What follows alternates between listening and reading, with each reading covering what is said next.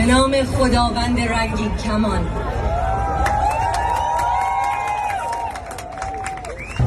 In the name of the God of the rainbow. What a beautiful description of the Creator. One that creates us all uniquely different but unifies us under the same banner of equality. One that creates us all from different colors into different ideologies but unites us in our understanding of justice, freedom and humanity. These were the beautiful words of 10-year-old Kian, who wanted to be an inventor. He was shot and killed by the Islamic Republic's regime on his way home. At a time when forms are broken, the world is in pain and institutions do not make sense, Iranian women, men and children have offered us a second chance to be of service to a cause greater than ourselves. To model and advance powerfully what it looks like when we rise to our best humanity. To protect fundamental human rights, that of women, men, children, irrespective of their religion, ethnicity, class or sexual orientation. They have united us in ways no leader, no ideology or institution could. They have circumvented every oppressive measure and continue to risk their lives to bring us the truth with one hashtag, 2 words, Mahsa Amini, over 400 million times just so we could hear them. We have an obligation to seek the truth and report on it, each person a platform. As we have gathered here to celebrate the International Day of Human Rights, in these devastating moments of shared witnessing, we're called to imprint the people and the world around us to be lovers of the world as a collective. As William Stoppard once said, our job is to figure out what the world is trying to be. What is Iran trying to be in this moment in time?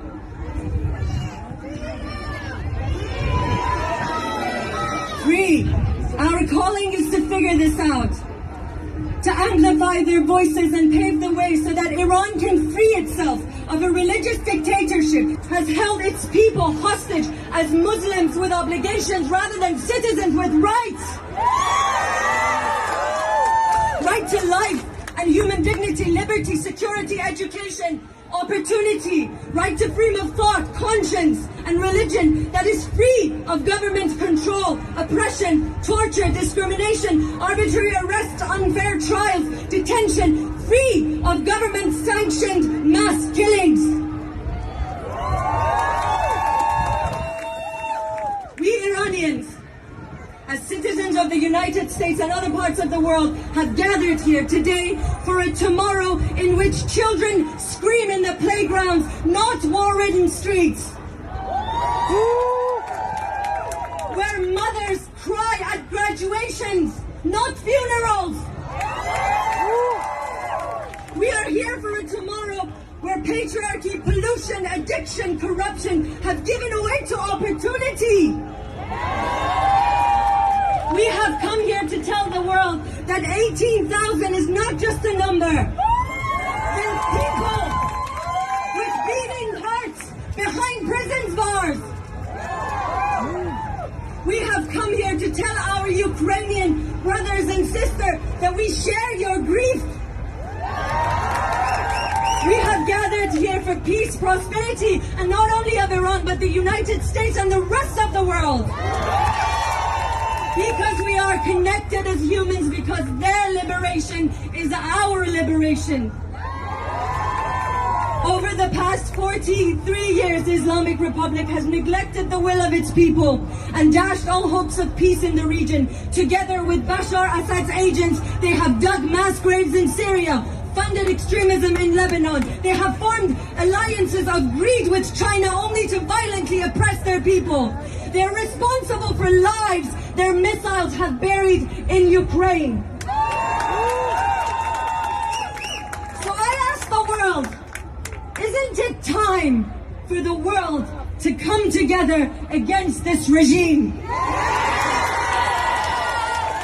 President Biden and the administration have declared that they stand in solidarity with the women of Iran. As an Iranian woman, on behalf of our community, I extend my utmost gratitude.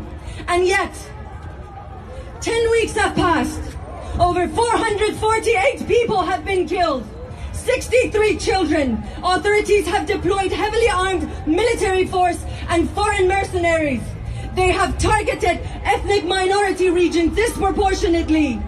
They have targeted Kurdish and Baluch minority regions in mass killings. An estimated 18,170 people have been detained, tortured, and face opaque charges such as moharebe, which in best case scenario amounts to long imprisoned sentences, and worst case scenario, the death penalty. At any given moment in time, without due process, without legal representation, just 2 days ago, a 23-year-old was executed for exercising his right to protest.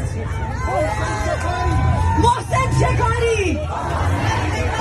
Mohsen Shekhari! Mohsen Shekhari! As further extrajudicial executions loom over Iran and the bloodshed continues to ravage our cities, Mr. President, world leaders, we would like to know, what does it mean to stand in solidarity with the people of Iran?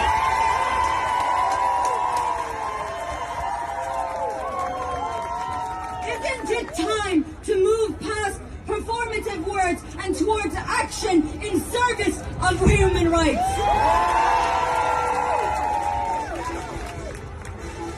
Towards the creation of meaningful measures. Human rights is not just a vision. It's sustained and unnegotiable commitment to its practice. We need nation states not just to unequivocally voice outrage, but also take policy actions that boost the resistance of the people on the ground. Therefore, I urge our world leaders to go beyond implementation of maximum pressure strategies on the regime to a transnational strategy of maximum support for the people of Iran.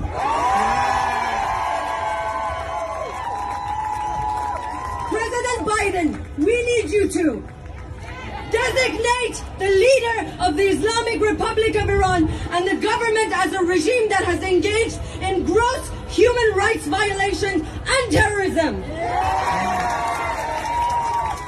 Expand human rights sanctions on law enforcement, security forces, Basijis, IRGC commanders at the regional and local level, together with political, judicial players supporting the executions, the crackdowns, torture, and detaining of our children. Create measures that combat censorship in Iran, including supporting efforts to provide Iranian people with access to uncensored internet via satellite. Iranians rely on social media applications and mobile communications, not just to organize, but also to share information. Help us. Incentivize technology companies to offer Iranian people more options. Google, come on! Provide cyber support in disseminating classified intel so that we know, at least we know of the activities of the regime on the ground. Create targeted and impactful sanctions on the regime, not the people, not the kind where our people suffer. Freeze and seize US-based assets of these individuals. It's not hard. It's not hard. You've done it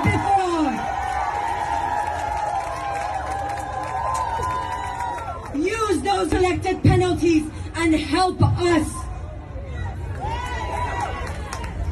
Support labor strikes. From petrochemical to education sectors. Approve emergency supplemental appropriations to be designated to the Iran program at the State Department and contribute to an international humanitarian aid fund. Tell OFAC we need to get humanitarian fund to Iran. Tell them not to put more stones on our way. Pressure Iran diplomatically. Finally, we call on our governments to create appropriate mechanisms by which Iranian Americans and non-Iranian allies can function as intermediaries for the demands of the people. Help us create our own official opposition outside Iran.